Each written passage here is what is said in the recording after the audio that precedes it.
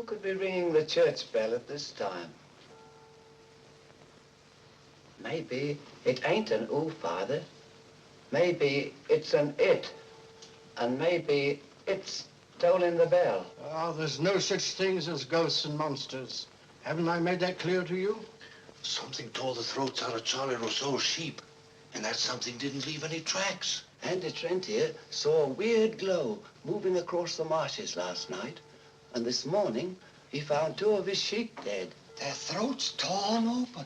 Maybe the same thing that killed Andy's sheep is tolling the bell. I was on my way just now to deliver a special letter at Penrose Manor when a strange light appeared on the road before me, then moved quickly across the marshes and faded into the mist. I turned the cart around and hurried back here. It's not real.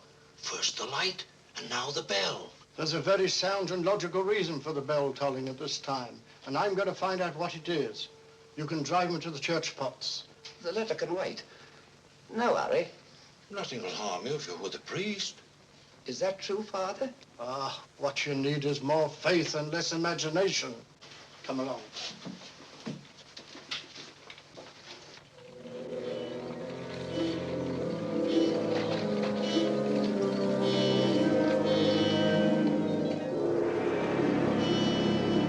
I'd better deliver that letter to the manor. I'm sure it's important.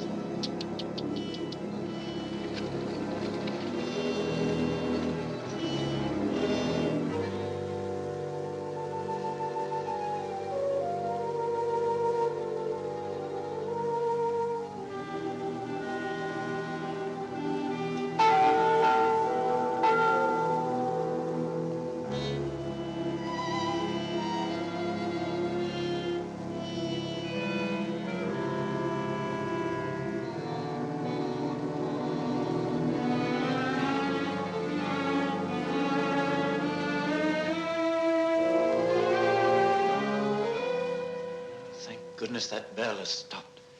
Odd. It's tolling at this time of night. I don't like it. What with this phantom roaming the marshes? I saw it again tonight. Who would that be?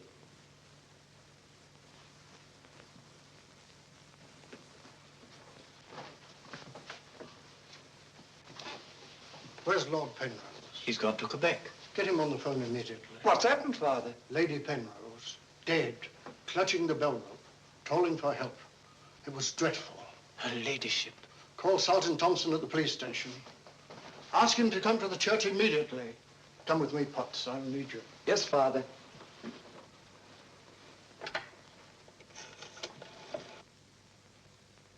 Operator, put me through to Quebec. Lord William Penrose. Yes, he's addressing a meeting of the Royal Canadian Occult Society at a Quebec hotel. It's urgent, sir. Page? Yes, sir? Lord Penrose. Lamont Rouge is on the telephone. It's urgent. He's in the gold room. Yes, sir.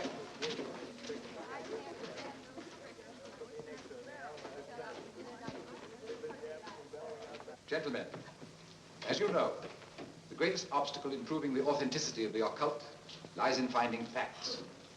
However, if the facts are there, even the most hardened skeptic, provided it has an open mind, must finally acknowledge the actual existence of the supernatural. Do you admit that, Mr. Holmes? Facts are always convincing, Lord Penrose. It's the conclusions drawn from facts that are frequently in error. Yes, in the case of the Hound of the Baskervilles, as well as in the adventure of the Sussex Vampire, we found Watson, please. Oh, sorry. Well, gentlemen, this time I have facts. Cold facts. Many years ago, 100 to be exact, an apparition appeared at night in the village now called La Mort Rouge. The following morning, 3 people were found dead, their throats torn out, hence the town's rather grim name. Interesting, yes. But facts, no. I hardly think the tales of superstitious peasants can be considered... I haven't finished, Mr. Holmes. La Mort Rouge has again been the scene of these strange and unexplainable occurrences. Unexplainable, that is, from your point of view. Several of our most responsible citizens have actually seen the strange apparition on the marshes at night. And next morning, sheep were discovered... with their throats torn out and no traces of the killer anywhere to be found. Oh, you read about it in the papers. Oh, as a matter of fact, I haven't. It was merely a deduction. A rather obvious one, I'm afraid. Deductions are a weakness of mine, as Dr. Watson can tell you. Would you believe it? Holmes could... Well, those are facts, Mr. Holmes. Ignore them if you can. But it's very urgent, sir. Okay, well, go ahead. Thank you. I never ignore facts, Lord Penrose. And I have no doubt that the incident of the sheep with their throats torn out is unquestionably a fact. However, the interpretation of this fact as being final proof of the existence of the supernatural is merely supposition, and therefore cannot be accepted without further data. Your opinions, Mr. Holmes, are undoubtedly the result of your inability to cope with something beyond the realm of your comprehension. Myself, man. I'm sorry, John, but this ridiculous skepticism... Yes, what is it, my boy? La Mort Rouge on the telephone, sir. Very urgent, my lord. Excuse me, gentlemen. I'm afraid, Lord Penrose... It's quite understandable, Sir John. Lord Penrose is deeply entrenched in his beliefs. That's his privilege. Oh, hang it all, Holmes, the fellow was positively rude. Well, shall we see a little overwrought, Watson? I'm leaving immediately.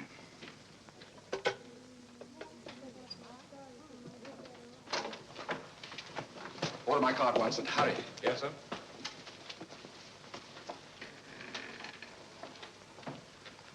Gentlemen, my wife has just been found dead. Her throat torn out. In exactly the same manner as the sheep. This is terrible. I say, you don't think that it's... Undoubtedly, Mr. Holmes, you would call it murder by person or persons unknown. I'm sorry. If I can be of any assistance... Thank you, no. I'm afraid the happenings in La Mort Rouge wouldn't interest you, Mr. Holmes. Under the circumstances, I think we should adjourn. Yes, indeed, Sir John. Holmes, what a terrible fate. Sir John, would you be good enough to convey our condolences to Lord Penrose? Yes, I'd be glad.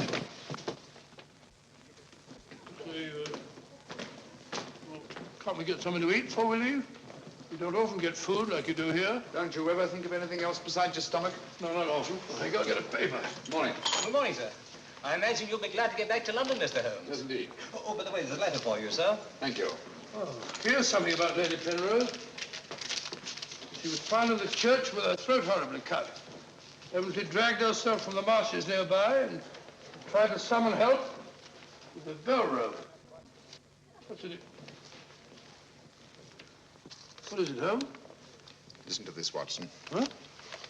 My dear Mr. Holmes, I've every reason to believe my life is in danger. Yet, if you were to ask me how I know, I couldn't give you a logical answer. There is nothing tangible, yet like a terrible premonition, it is all so frightfully real. I heard of your being in Quebec, and I'm turning to you, a stranger, and asking your help, in the frantic hope that you'll not fail me. Oh, who's it from? It's signed Lillian Penrose. Lady Penrose? A letter from the dead woman? Well, what's it mean, Holmes? I should say that Lady Penrose lived in fear of her life. Some secret hidden in her past, in all probability. Oh, perhaps it isn't as simple as that. What if Penrose is right?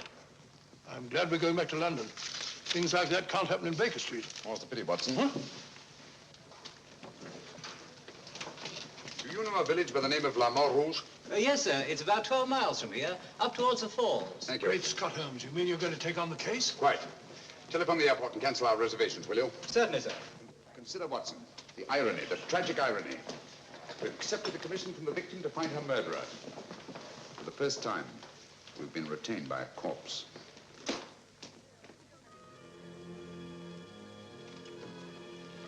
Doesn't seem to be a bell.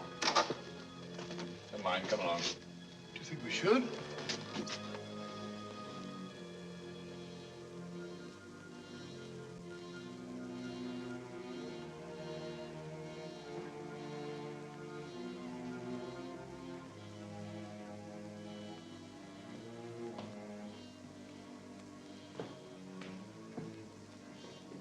What a cold, cheerless-looking room.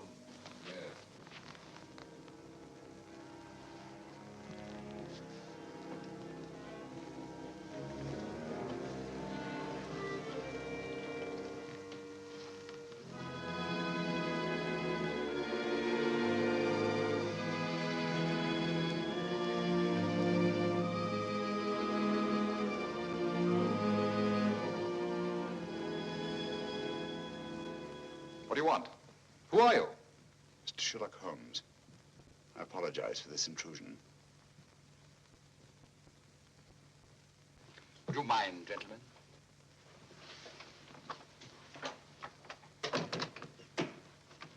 Mr. Holmes, is it your custom to burst into people's houses without ringing the bell? We couldn't find the bell, sir. If you've come here to use the death of my wife to prove your theories, I must ask you to leave. Penrose. I received this letter from Lady Penrose this morning.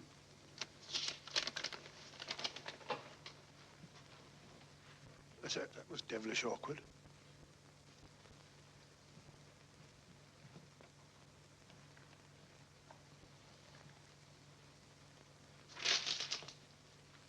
I'm afraid you're a little late, Mr. Holmes. My wife's dead. And I've come here to find her murderer. You might have saved yourself the trouble.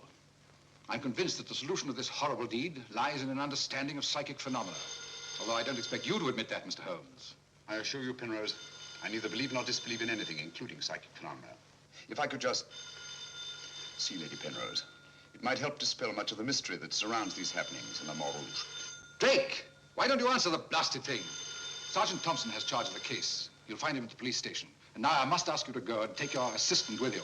You'll excuse me if I don't show you out. Drake! Drake! Drake, where are you? What?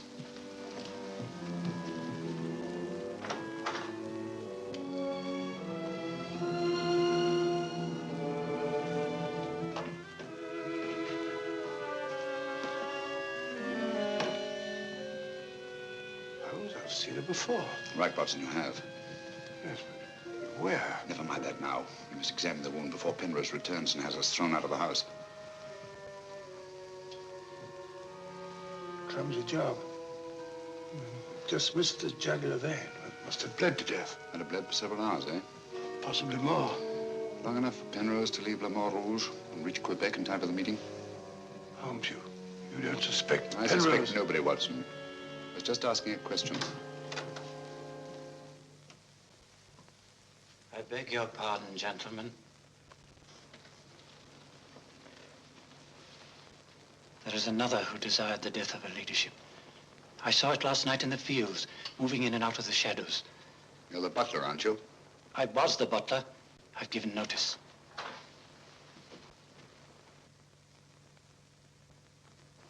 Drake! Get out. Get out of this.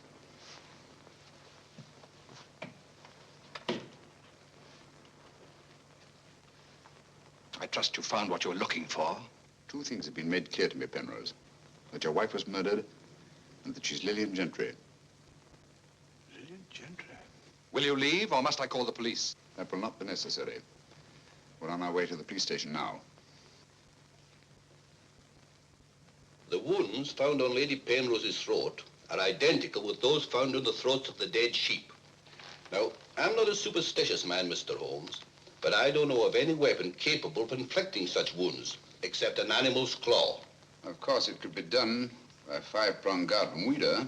Not that garden weeder, Mr. Holmes. That's mine.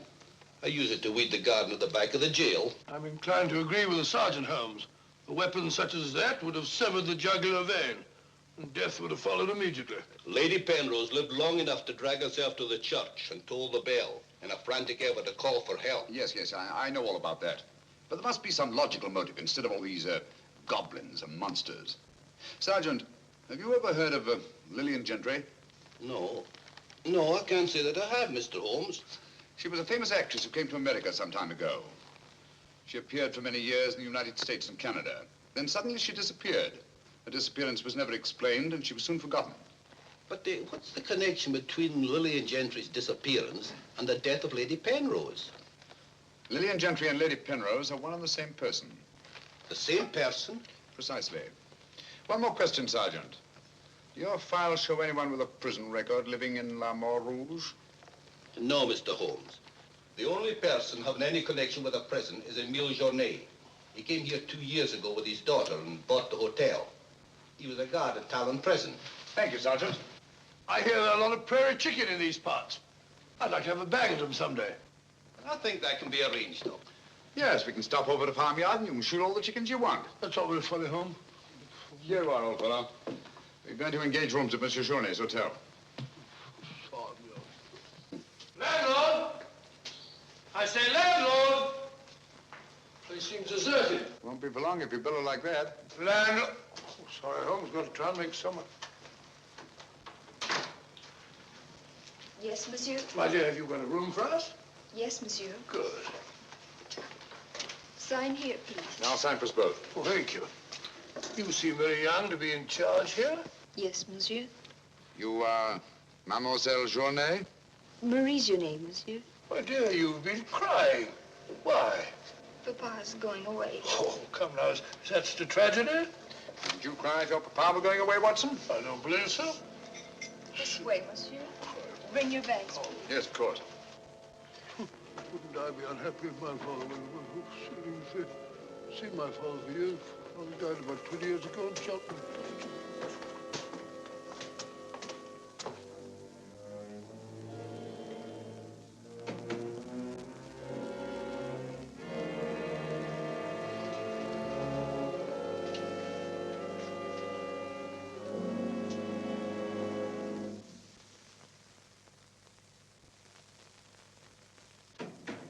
Some talk of Alexander, some of Hercules, of Hector and Lysander, such great names as these. Bills. That's the way it goes, Emile. It costs money to be born, and it costs money to die. Do you know who that was in the car? It was Sherlock Holmes. He's here now. What do you think he'll find? Ghosts and monsters. What else is there for him to find? There's nothing. I don't know. You're afraid, Emile? Of course I am, and so are you. Who isn't? Why should Sherlock Holmes come here? To investigate the death of Lady Penrose. What else? I'm afraid Mr. Holmes will return to London a sadder, but a wiser man. Why'd you say that? Well, you can't arrest ghosts and monsters, can you now? Well, I'm on my way. The mail must be delivered. Some talk of Hercules, some of Hercules. That's better. This room gives me the creeps. It is very seldom used, monsieur. It isn't often that strangers come to Le Rouge, and when they do, they never stay. I can't say that I blame them. Will your father be away for long? I don't know, monsieur. When is he leaving? I don't know. Marie! If you need anything, just ring, monsieur. That girl's frightened, Holmes. Obviously. She made the mistake of telling us that her father was leaving. Huh? You don't think that Journet... Suppose we have a little talk to Monsieur Journet. It might prove illuminating. Didn't I tell you not to answer any questions? Yes. Didn't I tell you to keep a silent tongue in your mouth? Yes, Papa. So you told them I was going away? Yes, Papa. I'll teach you to keep your mouth shut. Monsieur Journet, just why are you leaving La Montrouge at this particular time? I'm not leaving. What gave you the idea that I was? Your daughter? My daughter's mistaken. I merely said that I would like to go away. I've just been teaching her the difference. Yes, so I observed. I can't say that I approve of your method, sir. I'll ask you to mind your own business. Run along, dear. Oh, there, my dear. Disgraceful, hitting a child. Monsieur Journet is quite right. It's none of our business. Monsieur Journet, what do you know of the death of Lady Penrose? Only what everyone in the village knows, that she was killed by the monster. You've seen this monster? No, but who else could have done this terrible thing? Sheep have been killed, their throats torn out. You were a jailer at Talon Prison, weren't you? Oh, yes, monsieur. Why did you decide to come to La Montrouge? Well, I always wanted to own a hotel, and I heard this one was for sale, so I bought it. That was 2 years ago. Yes. I believe it was about the time the monster made his reappearance, wasn't it? Do you suspect me of being the monster, Mr. Holmes? No. I was just remarking a coincidence. I thought you didn't believe in those things, Holmes. Quite right, Watson, I don't. At least, not in the supernatural variety. Not the werewolf who bites into his victim's throat with his teeth. But, a monster who uses for his weapon of death a 5-pronged garden weeder. Yes, that's a little more in my line. I don't know what you mean. I mean that this monster's been recreated and used as a screen behind which to commit a horrible crime. Whoever did it felt certain that no suspicion could possibly fall on him. But my unexpected arrival upset his plans. Very possibly he became frightened, decided to run away. You're right, monsieur. I was running away. But not for the reason you think, but in fear of my life. And who would want to kill you? I don't know. It's like some terrible premonition. But it's so real. The very word, it's in Lady Penrose's letter.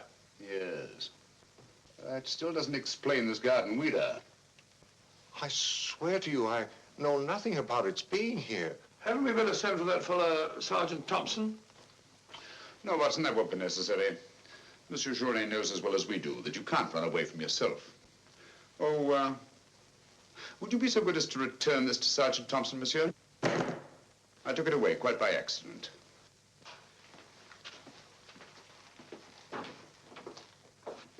Monsieur Journet knows as well as we do. You can't run away from yourself. This fellow Journet seems a very frightened chap. Do you think he'd have any connection with Lady Penrose's murder? Time will tell us many things, Watson. And now, my dear fellow, there's something you can do for me, if you will. Anything, Holmes? I knew I could rely on you. I want you to mingle with the people in the cafe tonight. Find out all you can and keep a particularly sharp eye on Journet. But you sort of take over the case. That's right, old boy. I want to get a good night's rest before starting out again in the morning. Oh, and incidentally, make yourself as inconspicuous as possible, will you? Inconspicuous? You can depend on me.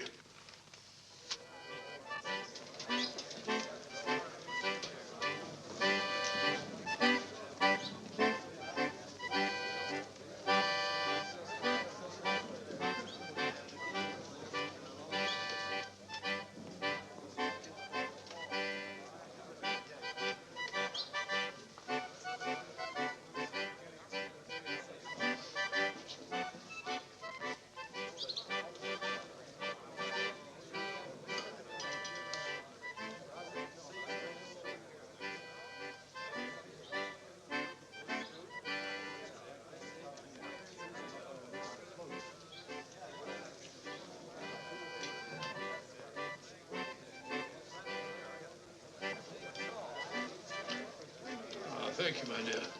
I'm glad to see that the tears are all gone. Are you feeling better? Thanks to you and Mr. Holmes, Papa's not going away. Not going away? Oh, good.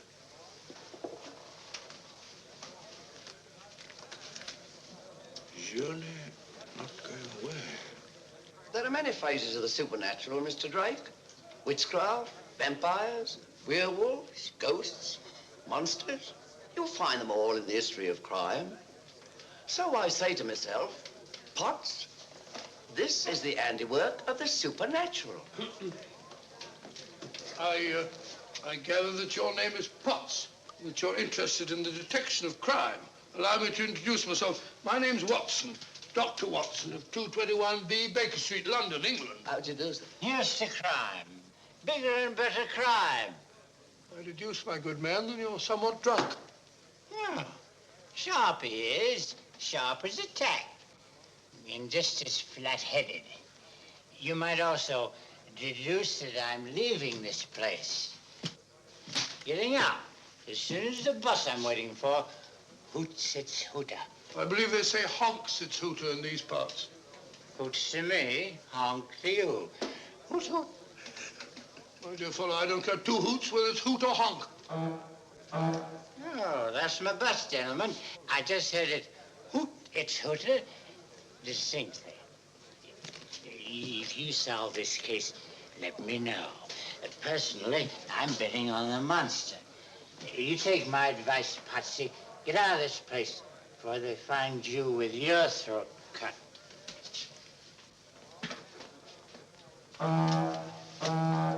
Hoots its hooter.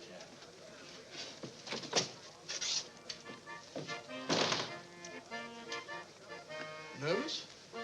Well, the thought of having your throat torn out by some monster isn't likely to make you very gay, Dr. Watson. No, indeed. Some of Monsieur Journet's excellent wine will soon remedy that. Marie, would you bring a bottle of this excellent wine for my friend here? Yes, monsieur. Mr. Potts, as a student of the occult, supposing you give me your theory of this murder. You like this wine? Oh, but Dr. Watson, I never drink anything stronger than milk. Teetotaler? No, hiccups. Every time I drink alcohol, I have hiccups. Sorry.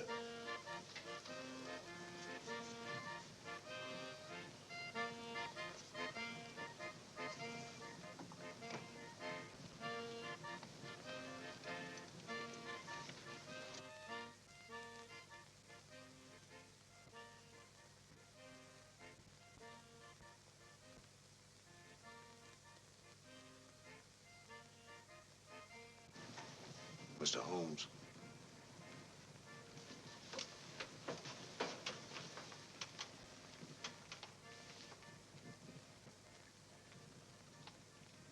Mr. Holmes.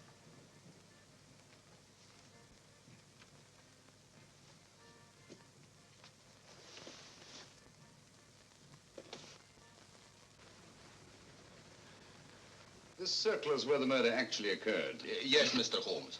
There's a footpath just beyond the church which leads across the marshes. Follow it for half a mile and you'll be there. Thank you, Sergeant. I'm sure I'll find it. Mr. Holmes, I wish you'd let me go with you. It's dangerous on the marshes at night.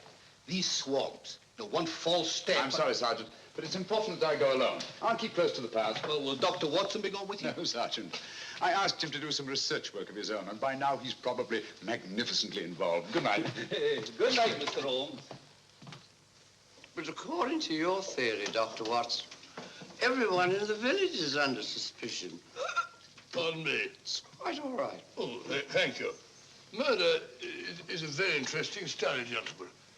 I well recall a short story by that brilliant author, G.K. Chesterton, in which the murder is committed by a postman. I refer, of course, to the Invisible Man, a brilliant bit of deduction on the part of Father Brown.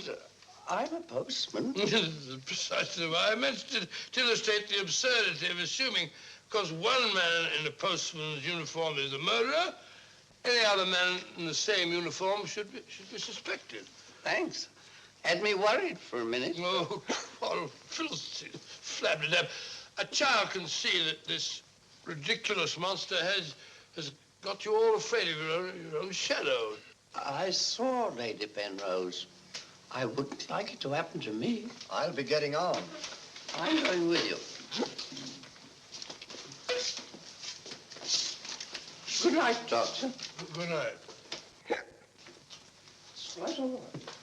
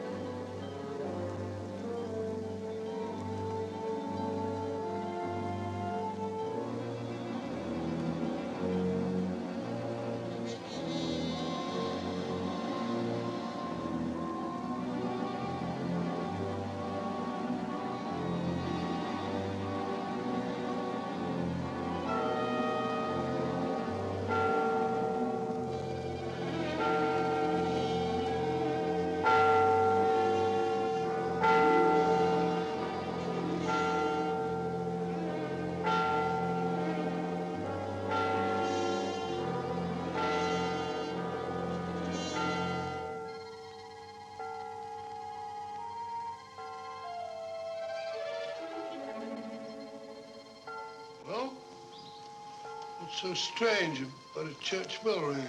It rang the same time last night.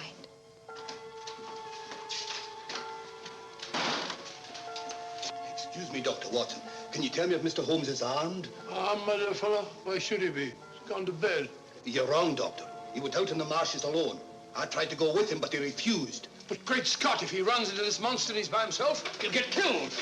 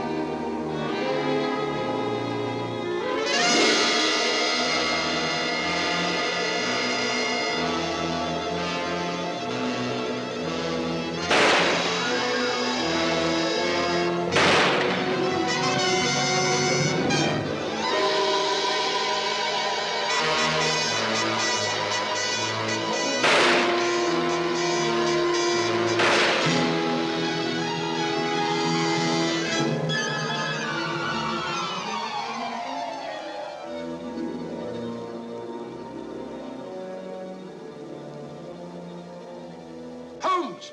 Holmes! Are you all right? Where are you, Watson? Here I am. Over here, Holmes. Watson, where are you? I'm in the bog. Oh, good gracious. Come here. Your instructions were to mingle with the people and stay in the cafe. Sergeant Thompson said you were out here alone, so I thought you might need help. Yes, so you proceeded to fall in the bog, eh? Fall? I was pushed into the blasted thing. Pushed by the most ghastly apparition. Came at me like a roaring furnace, with spitting fire in all directions. Before I could get my revolver, the thing was upon me. The next thing I knew, I was in the bog. Are you all right, Mr. Holmes? I heard shots. Yes, I'm all right, but Dr. Watson here seems to have encountered the monster. He has? Come along, old fella. We'd better get you out of these wet clothes and into a hot tub before you catch a death of cold.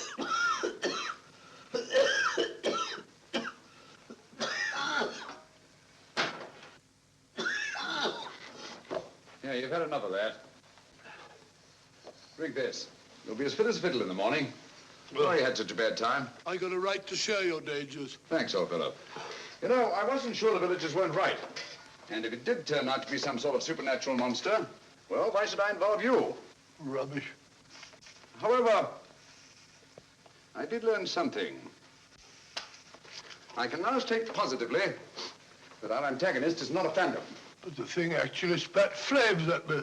All just a figment of your imagination. The murderer knew I was out on the marshes, and obviously wanted to frighten me. You frightened me, all right. How do you manage the flames? Merely clothing, treated with phosphorus. When the murderer fled, his shirt caught on a tree, and this piece of cloth was torn off. Come in. I'd like a few words with you, Mr. Holmes. I'll come directly to the point.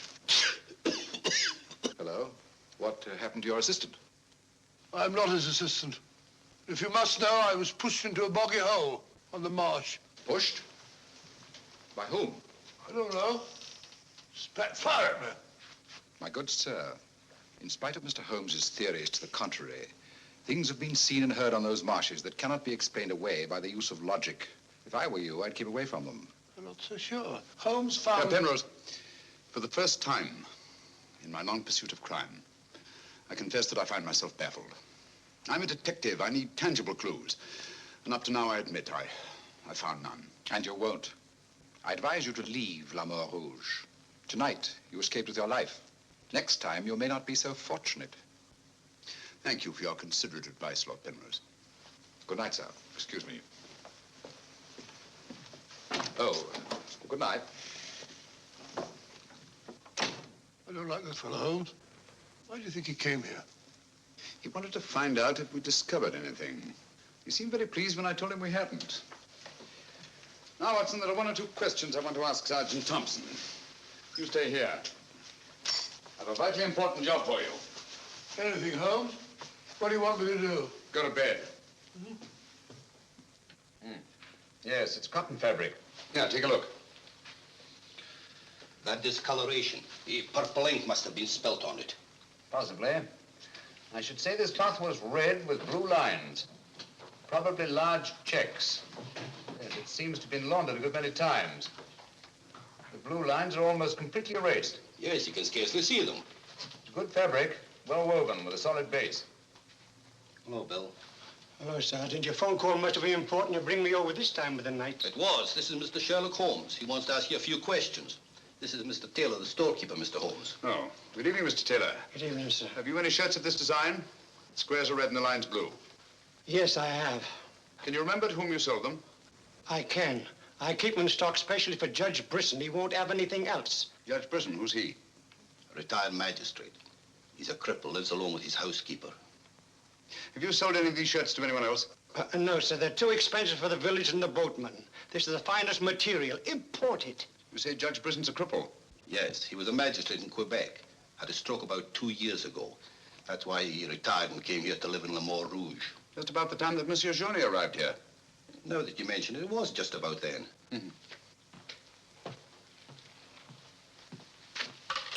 Hello, operator? Give me Judge Brisson's home, will you? Thank you.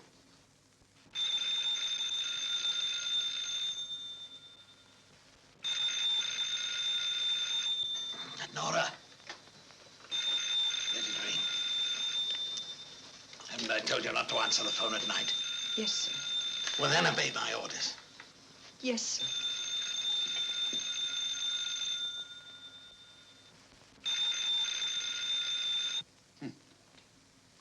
No answer. Where'd you live? On the Marsh Road. But I don't advise you to go there after dark, Mr. Holmes. The place is a fortress and guarded by a savage dog. I think Dr. Watson and I will have to pay Judge Brisson a visit in the morning. Good night, gentlemen. Good night, Mr. Holmes.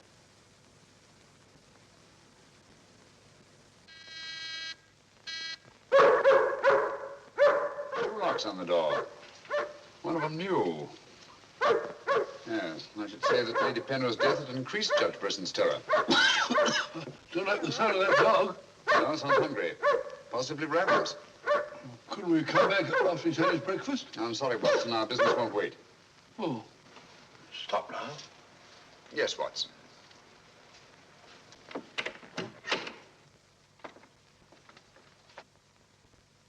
Good Fido. Good Fido. Good Monty. Good Winnie. Who is it? Sherlock Holmes and Dr. Watson. I telephoned Judge Brisson we were coming. You can't come in. He's given orders no one is to be admitted. You wouldn't want Judge Brisson's death on your hands, would you? No, sir. Then you'd better let us in. I'll probably lose my job for this. Not after we've talked to Judge Brisson. My good woman, you keep an eye on that dog. Oh, don't worry, Watson. You know as well as I do. The dog won't touch you if you're with its master or mistress. Well, you know it and I know it. We're quite sure the dog knows it. Good dog. Happy dog. Nice, Winnie. Good Winnie.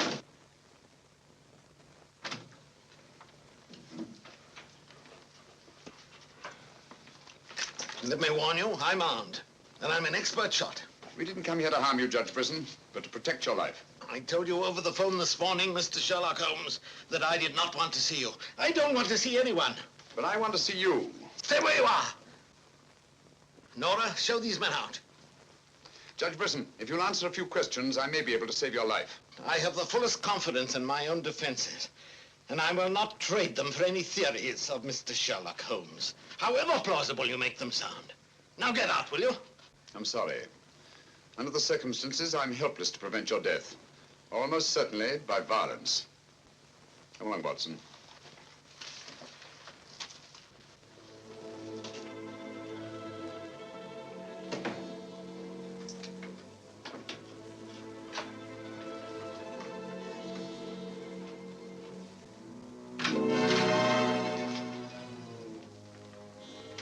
Pardon me. May I trouble you with that envelope? I must have dropped it.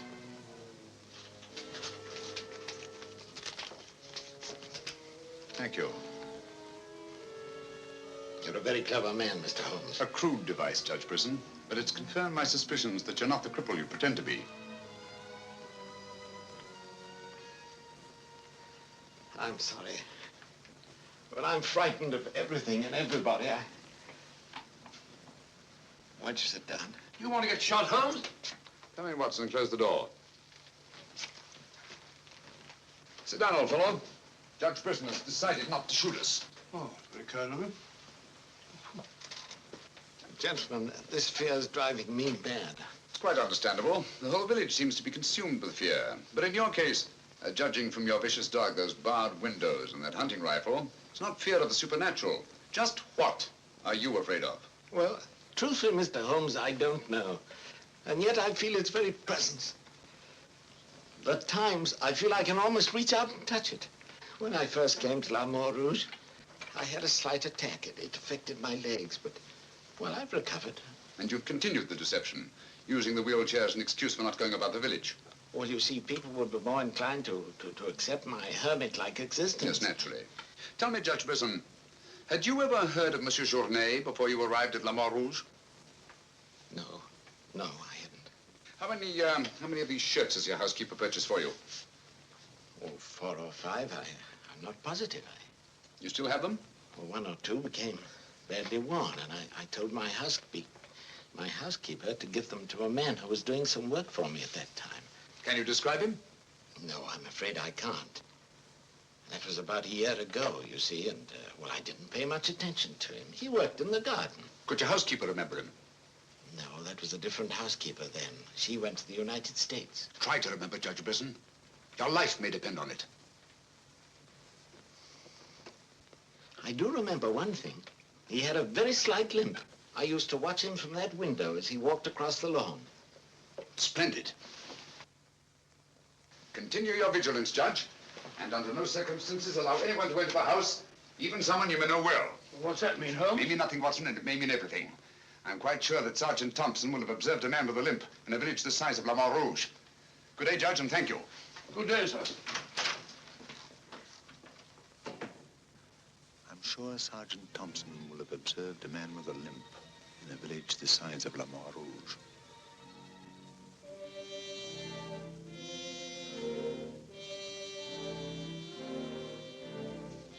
This is what's left of the Delaport Hotel, Mr. Holmes. Dana sleeps here when he's in La Mort Rouge. Spooky old place. The villagers call it the ghost house. It's been deserted for years.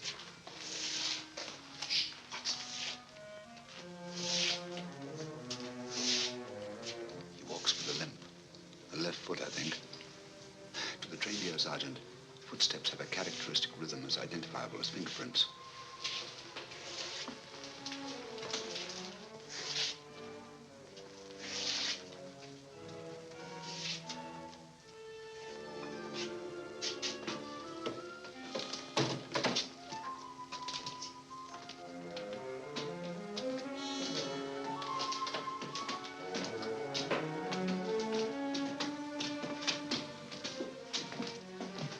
What do you want? We've come to have a talk with you, Tanner. I've done nothing. Then you won't mind answering a few questions. What do you want to know? Tell me, Tanner, where were you 2 nights ago? Down the river. And last night? I just got back tonight. You're lying. You can't frighten me. But now I got a job to do. Quite evident that you haven't been on the river within the last 48 hours. Are you trying to make me out the murderer of Lady Penrose? How do you know she was murdered? I'll tell you how you know she was murdered. Because you murdered her. Holmes, look! In there! The monster! That's right, Watson. One of Brisson's shirts, which Tanner here treated with phosphorus. Take him, Sergeant. I'll give you all the evidence later.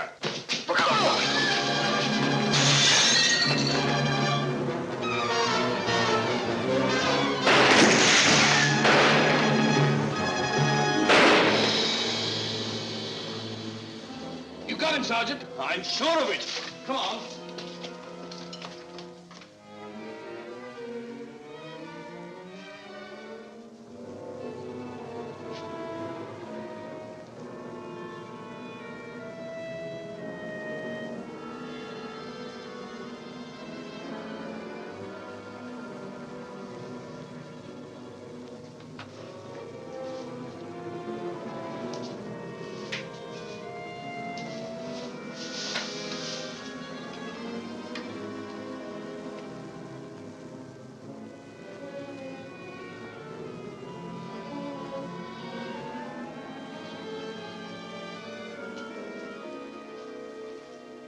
I see no reason why we shouldn't leave for home tomorrow.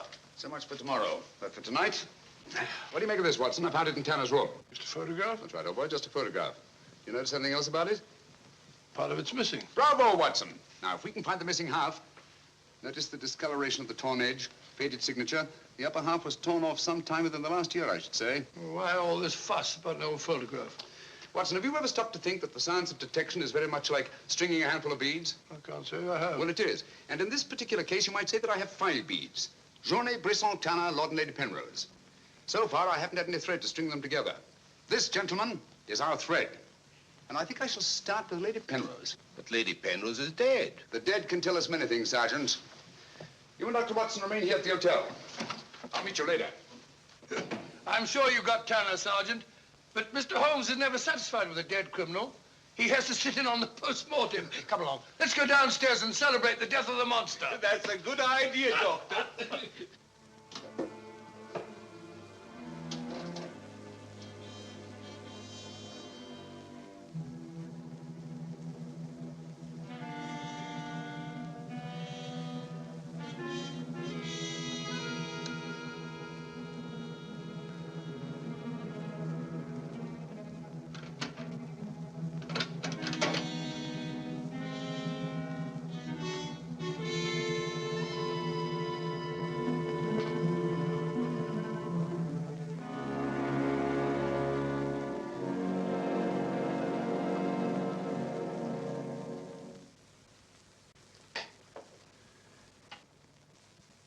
So the great Sherlock Holmes becomes a common thief. You realize, of course, that I might have shot you. I knew that you'd refuse to see me, so naturally I had to take that chance. Tell me, who is Alistair Ramson? What has he to do with your being here? Perhaps this will explain. Found the lower half in a room occupied by a boatman named Tanner. The upper half was in Lady Penrose's safety box. Alistair Ramson murdered a fellow actor in my wife's company. He was sentenced to life imprisonment. The whole thing was a great shock to her. So she retired from the stage and you married her shortly after? Yes. Where and when was this murder committed? In Quebec, 5 years ago. Ramson was shot 3 years later trying to escape from Talon prison. His body disappeared in the St. Lawrence. Was it ever recovered? I don't believe so. Penrose, Alistair Ramson and Tanner are one and the same person. What? It was he who sent the upper half of that photograph to your wife as a warning. What could my wife have in common with a murderer? Yet he killed her. He killed her? Yes. The monster was none other than Tanner himself. We found a shirt impregnated with phosphorus in his room. Tonight, when we faced him with the evidence of his crime, he bolted and jumped out of the window into the river. Sergeant Thompson fired a couple of shots at him. He's dead? In a way, yes. I don't understand. Tanner is dead only because he was discovered and had therefore outlived his usefulness to his creator. But I'm afraid that Alistair Ramson, the actor who created and played the part of Tanner, is very much alive. But surely, now that you know who the murderer is, the police... It's not quite as simple as that.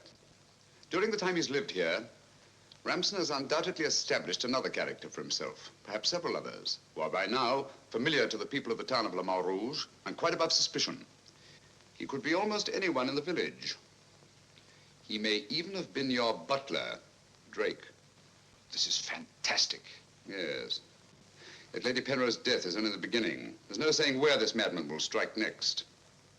Tell me, is there anyone else in Le Mans Rouge who may have been connected in any way with the case of Alistair Ramson? Judge Brisson was the magistrate who tried and sentenced him.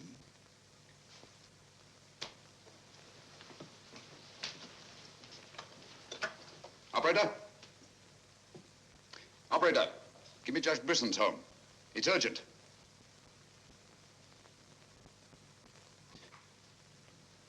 Judge Brisson, this is Sherlock Holmes. Oh, yes, Mr. Holmes.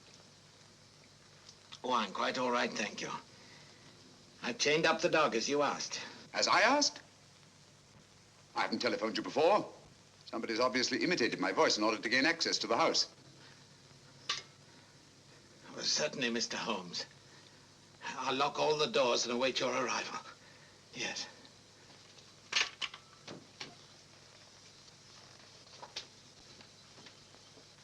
Nora! Nora! If I can be of any assistance, Mr. Holmes. Thank you, but I'm afraid... You think Judge Brisson's life's in danger? I only hope I'm in time to prevent a second murder.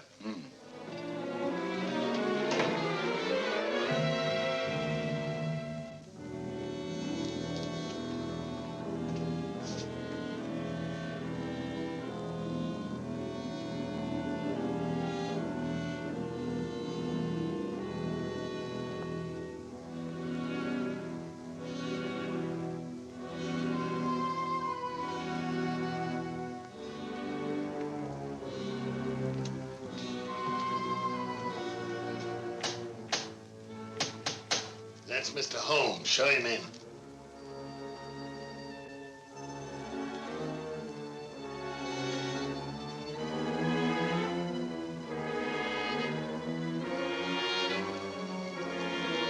Hurry up, hurry up.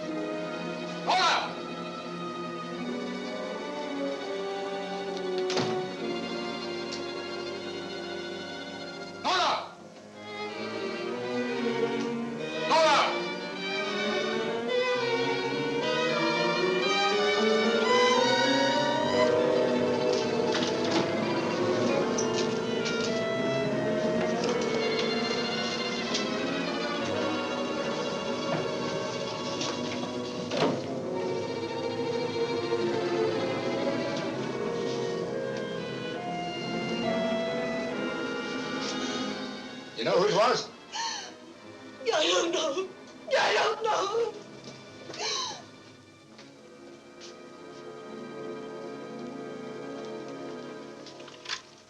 Hello?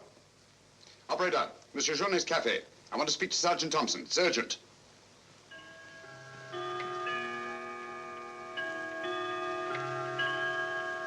Sergeant Thompson, this is Sherlock Holmes. I'm at Judge Brisson's. He's been murdered. Judge Brisson's been murdered. Judge Brisson? The murderer gained access to the house, gagged and bound the housekeeper, then disguised as Nora, murdered Judge Brisson. I'm returning to the old Delaporte Hotel on the chance that he'll go there to change his clothes and assume another disguise. Ask Dr. Watson to meet me there as quickly as he can, will you? You'd better come here at once and take charge. Right.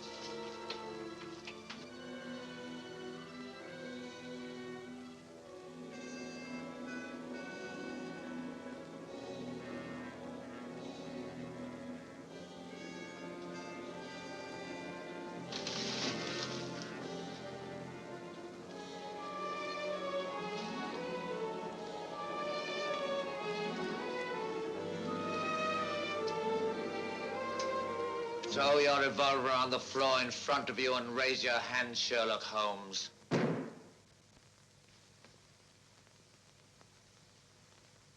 I should have thought you would have felt more at home in the spotlight. I see you finally identified me. Jack Tanner and Nora the housekeeper were brilliant. You should really take a bow. It's too bad you appeared on the scene when you did, and I had to ring down the curtain on the monster. Your recreation of the monster of La Mort Rouge as a means of murder must have given you great satisfaction. Why did you kill Lady Penrose? I see no reason why I shouldn't tell you. I couldn't bear the thought of another man possessing her. And Judge Brisson? During the trial, I grew to hate him. And when he sentenced me to prison, I vowed that someday I would escape and kill him. I see. Obviously, you planned still another murder. Otherwise, you'd have returned to the safety of your first disguise and defied me to find you. You're right. I am. There were 3 people in my life who had no right to live. 2 have already died. The 3rd remains. Tonight, I shall kill him. Mr. Holmes, I've always had the greatest admiration for your talents. Thank you. Your performance in this case has also been brilliant. So brilliant that I'm afraid I'm going to have to ring down the curtain on it a bit prematurely. Mr. Ramson, we are artists in our fashion, not creatures skulking in alleys. If our positions were reversed, I shouldn't think of sending you to your death, lacking a few stray pieces of the puzzle. What do you want to know? The name of the 3rd person. I have no objection. If there is a hereafter, which I doubt, you and he will meet very soon, Mr. Holmes. The name of the 3rd person is...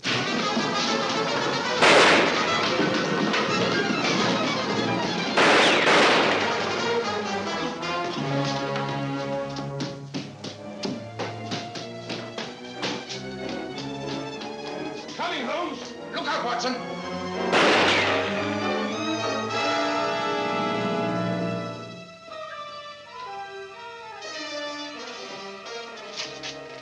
All right, Watson. Where is he, Holmes? He's gone. Thank heavens you're safe. Thank heaven you came and you did. There it is, Watson. Look out.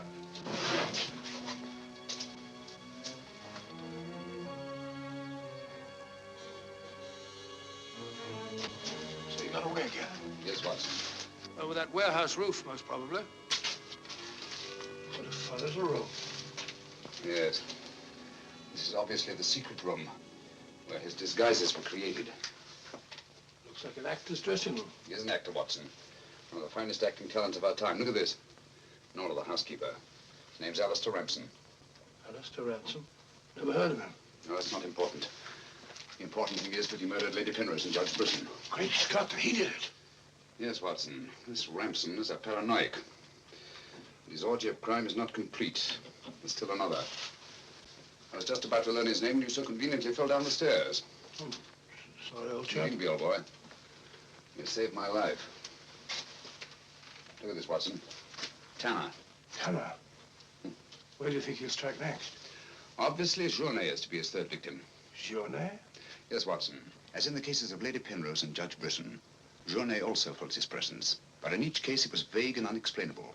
Well, what connection can he have with Judge Brisson or Lady Penrose? Journet was a guard at Talon Prison, where Alistair Ramson was confined. He's the 3rd person against whom the murderer holds a grievance. Now he's disappeared. Journet disappeared? Well, so Marie told us in the cafe. Watson, Journet's disappearance can mean only one thing. He's in hiding. Our job is to find him before Ransom does. Journet is the only man who can lead us to the murderer. We'd better have a talk with little Marie. Raise your voice and sing along, sing till the echo ring. Don't ever let a single soul worry about anything. Find what you make it so you can make it what you will. Never be weary, ever be cheery. Hello, Potts. Have you seen Marie? No. Have you seen her? Can't say I have.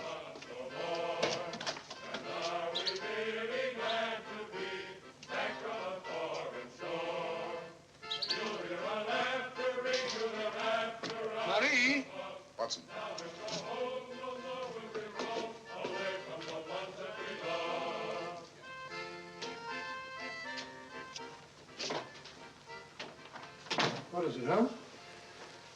I'm afraid we're too late. Marie.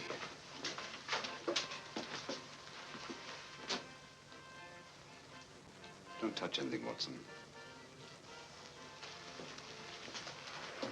Murdered in exactly the same way as Judge Brisson and Lady Penrose. Poor innocent little child. I should have prevented this. Nonsense, my dear chap. You did everything possible. How on earth could you have prevented it? The child's death is a tragedy, of course. I see exactly what happened. She was standing here by the desk, and the murderer came in by that door. He came in through that door, but Marie was not in the room. She alone, of all people in the cafe, saw Ramson enter this office. It was someone she knew well. Someone who might have a message from her father. So she followed him here. And when she refused to tell him where her father had gone, he killed her. Ramson already knew that Johnny had disappeared, but he didn't know where. When he questioned her, she became suspicious, and it was then that he killed her. Telephone Sergeant Thompson, will you? And here's the Judge Brisson's. Ask him to come here at once. And see that no one leaves the cafe until he gets here. The murderer may be among them.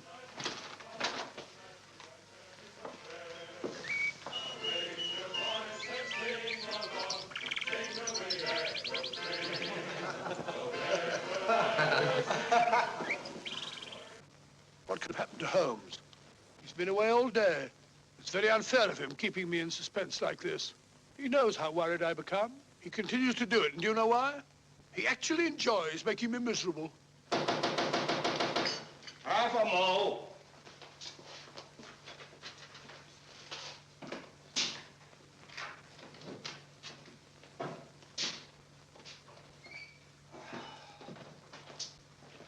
No good, Watson. It won't work. What won't work? I've been to every place where Journey could possibly be in hiding. That's where you've been all day. Yes, Watson, and I must admit that I'm completely baffled. We've got to find Journey before it's too late. But how? I've been everywhere within a radius of 5 miles of this village. I've even been to the church in the hope that he'd disguise himself and attend Mass. He may have gone to Quebec. Every road's covered. He hasn't left this vicinity, of that I'm certain. All right, I'll answer it. Hello? Hello?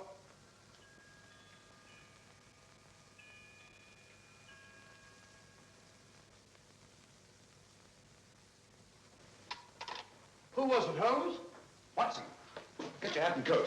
You're very rude, Holmes. You leave me all day long with that very dull inspector. I ask you a perfect polite question, and all you say is, Watson, get your hat and coat. We're going to find Journey. Sergeant, you wait here till I call. Watson, do this. Watson, do that. Watson, get your hat and coat. Watson, speak up. Watson, do that. Brisson's house. Watson, this, Watson. It's my opinion that Judge Brisson's house is the last place that you'll find Journey. Put yourself in Journey's position, Watson. Where's the most likely place that Ramson would look for you? Certainly not in the very house in which he's just killed one of his victims.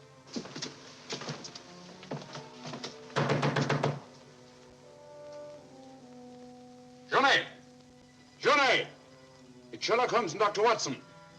We're here to help you. I don't like the look of it, Holmes.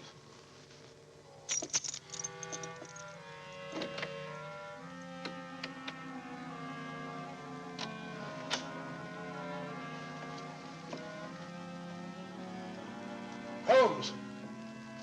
Holmes! Where are you? Here I am, Watson.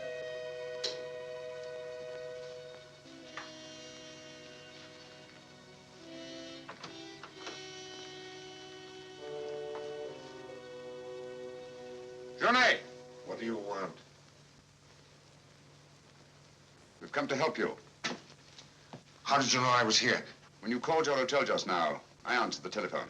The chimes of Brisson's clock here merely confirmed what I already knew. You must return with me to the cafe at once. I'm not leaving this house. The murderer's waiting out there in the marshes to kill me the moment I leave here. Naturally, but first he must have the opportunity. If you return to the cafe, he'll have that opportunity. It's the only way we have to apprehend the murderer. What if I refuse? Journey, what I have to say to you is not going to be easy. Marie... What? Murdered. Now you know why you must return. This fiend must be brought to justice. Justice? This monster kills my poor innocent child, and you talk of bringing him to justice. Will that compensate me for the death of Marie? If it's the last thing I do, I'll kill him with my own hands. Can't take the law into your own hands. Once you've returned to the hotel, he'll make an attempt on your life. Then we'll get him. How will we know who he is? We already know. It's his disguise that we haven't penetrated. Who is he? Alistair Ramson. Recognize the name? He attempted to escape from Talon prison when I was a guard there. Journey, if you don't want to remain in hiding for the rest of your life, you must return to the hotel and help me to put an end to this monster for all time. Come. Let's go. Good. Put an end to him. How are you going to do that, Holmes? I'll tell you both about it on the way to the hotel. So you're really leaving, Doctor? Yes, Sergeant. Gentlemen, Mr. Sherlock Holmes and I are leaving immediately for London. It's extremely regrettable that the murderer has escaped us, but all our cases cannot be crowned with success. I'm extremely sorry, gentlemen. Have you no idea where this fiend has gone? Mr. Holmes is of the opinion that he's escaped across the border to the United States. It may be years before we can trace him, if ever. Oh, Jenny, just a minute. Our bill, please. Bill? Yes, Mr. Sherlock Holmes and I are leaving immediately. Oh, I'm sorry, Dr. Watson. I'm just on my way to the church to offer a prayer for Marie. I'll forward your bill to you. Yes, of course, my dear fellow. I understand. We'll leave our address at the desk. Goodbye, Mr. Potts. It's been a great pleasure knowing a man of your intelligence. Thank you, Dr. Watson. It has been most stimulating talking to one of your vast experience. Oh, thank you. Let's hope that we shall meet again someday and continue our little chats on crime. It would be most exciting. Oh, by the way, Mr. Holmes would like to see you for a minute in his room. Yes. I'll show you where it is. It's the second room on the right up there. Thanks. Emile, it's me, Potts. Do you mind if I walk part of the way with you? It's a bit frightening out here. It's these marshes. This is almost the very spot where Lady Penrose was attacked. 3 deaths in 3 days. It's a pity Marie had to be killed. She was such a sweet child. 3 deaths in 3 days. And still one more to be accounted for.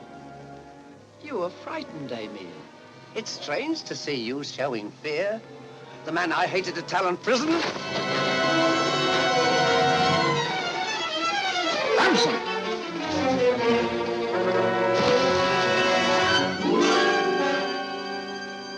Sherlock Holmes.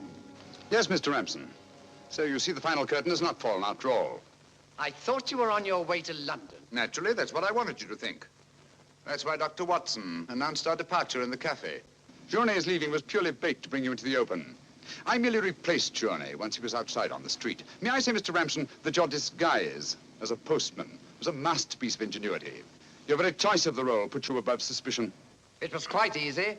I simply disposed of the real Mr. Potts after he had passed his civil service examination and had been assigned to La Moor Rouge. You realize, of course, that you'll never hand me over to the police alive. It's not my function to be your executioner. My duty is to hand you over to the authorities, which I fully intend to do. You're an optimist, Mr. Holmes. No, not necessarily. We're surrounded by police awaiting my signal.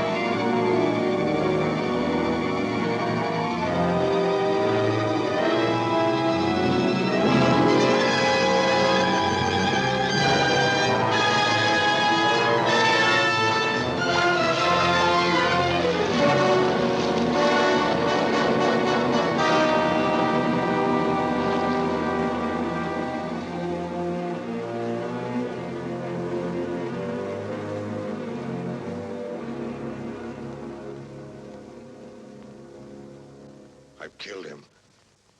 With this. Ransom's instrument of death has been his own executioner.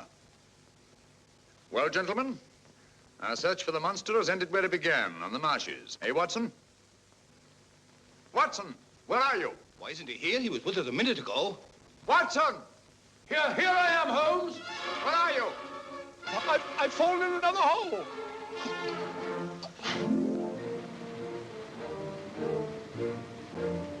I should like to have seen a bit more of Canada before we sailed, Holmes. So should I, Watson. Canada. The linchpin of the English-speaking world, whose relations of friendly intimacy with the United States on the one hand, and their unswerving fidelity to the British Commonwealth and the motherland on the other. Canada. The link that joins together these great branches of the human family. Churchill say that? Yes, Watson, Churchill.